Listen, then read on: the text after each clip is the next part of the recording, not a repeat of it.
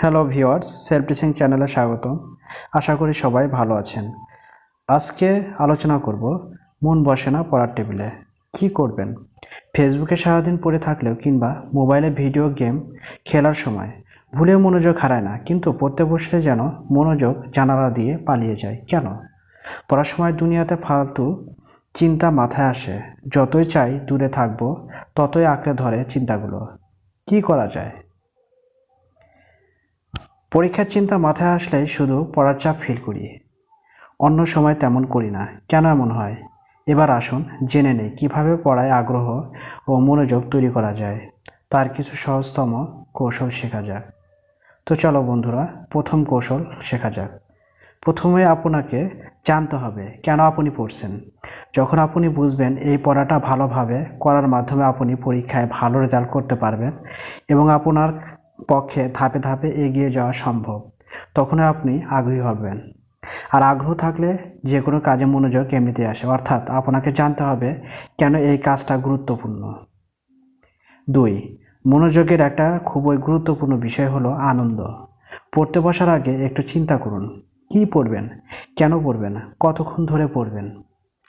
প্রত্যেকবার পড়ার আগে কিছু টার্গেট ঠিক করে নিতে হবে, যেমন এত পৃষ্ঠা বা এতগুলো অনুশীলনী। তাহলে দেখবেন আপনার সমস্ত মনোযোগ ওই পড়াটুকু কমপ্লিট করাতে নিবদ্ধ হবে।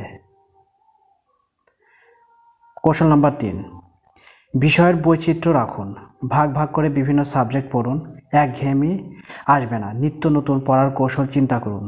রং বেরঙের পেন দিয়ে বই দাগানো অভ্যাস করতে পারেন, এটিও পড়াকে আনন্দঘন করে তুলতে সাহায্য করবে। এরপর আমরা কৌশল 4 শিখব। 4, এনার্জি লেভেলের সঙ্গে আগ্রহের একটা সম্পর্ক আছে। এনার্জি যত বেশি, মনোযোগ নিবদ্ধ করার ক্ষমতা তত বেশি হয়। আর অধিকাংশ ছাত্রছাত্রীদের দিনের প্রথম ভাগে এনার্জি বেশি থাকে। তাদের ক্ষেত্রে দেখা গেছে যে পড়াটা দিনে 1 ঘন্টা পড়তে পারছে, সেই পড়া রাতে 1.5 ঘন্টা হয় না। তাই কঠিন, বিরক্তিকর ও একঘেয়ে বিষয়গুলো সকালের দিকেই পড়ুন, পছন্দের বিষয়গুলো পড়ুন পরের দিকে। তবে যদি উল্টোটা হয়, অর্থাৎ রাতে পড়তে আপনি স্বাচ্ছন্দ্য বোধ করেন, তাহলে যেভাবে সাজান আপনার রুটিন। 5, আরেকটা কাজ করবেন, একটানা না পড়ে বিরতি দিয়ে পড়বেন। কারণ গবেষণায় দেখা গেছে সাধারণত একটানা 40 মিনিটের বেশি একজন মানুষ মনোযোগ দিতে পারে না। তাই একটানা মনোযোগের জন্য মনের ওপর বল প্রয়োগ না করে প্রতি 30 থেকে 40 মিনিট পড়ার পর 5 থেকে 10 মিনিটের একটা ছোট্ট বিরতি নিতে পারেন। কিন্তু এই বিরতির সময় টিভি বা কম্পিউটার নিয়ে ব্যস্ত হবেন না, যা হয়তো 5 মিনিটের নামে 2 ঘন্টা নিয়ে নিতে পারে। একটু ফেসবুকে ঢু মারলেন বা গান শুনলেন, এই আর কি। পড়তে পড়তে মন যখন উদাসীনতায় ভেসে বেড়াচ্ছে, জোর করে তখন বইয়ের দিকে তাকিয়ে না থেকে দাঁড়িয়ে পড়ুন। তবে রুম ছেড়ে যাবেন না। কয়েকবার এই অভ্যাস করলেই দেখবেন আর অন্যমনস্ক হচ্ছেন না। টেকনিক নাম্বার 6, পড়ার পরিবেশ আপনার মনোযোগ তৈরিতে তাৎপর্যপূর্ণ ভূমিকা রাখতে পারে। আপনার চোখের পরিধির মধ্যে বইয়ের আশেপাশের কোনো আকর্ষণীয় বস্তু, যেমন ছবি, শোপিস, মোবাইল যেন চলে না আসে, তা খেয়াল রাখতে হবে। এই জন্য সাদামাটা পরিবেশে, যেমন টেবিলে বসে বা বিছানায় হেলান দিয়ে পড়ার চেষ্টা করতে হবে এবং উল্লেখিত বস্তুগুলোকে এই সময়ে দূরে সরিয়ে রাখতে হবে। তাহলে আপনার পড়া ভালো হবে।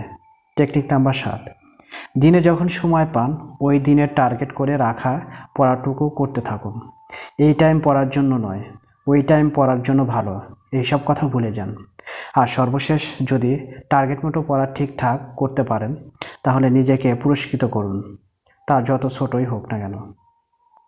টেকনিক নাম্বার 8, পড়তে বসলেই বাইরে হাজারো গুরুত্ববহ কাজের কথা মনে আসে, কিন্তু সাবধান, পড়তে বসার আগে কোনো অসমাপ্ত কাজে হাত দেবেন না, বা সেটা কথা মনে এলেও পাত্তা দেবেন না। চিন্তাগুলোকে বরং একটা কাগজে লিখে ফেলুন।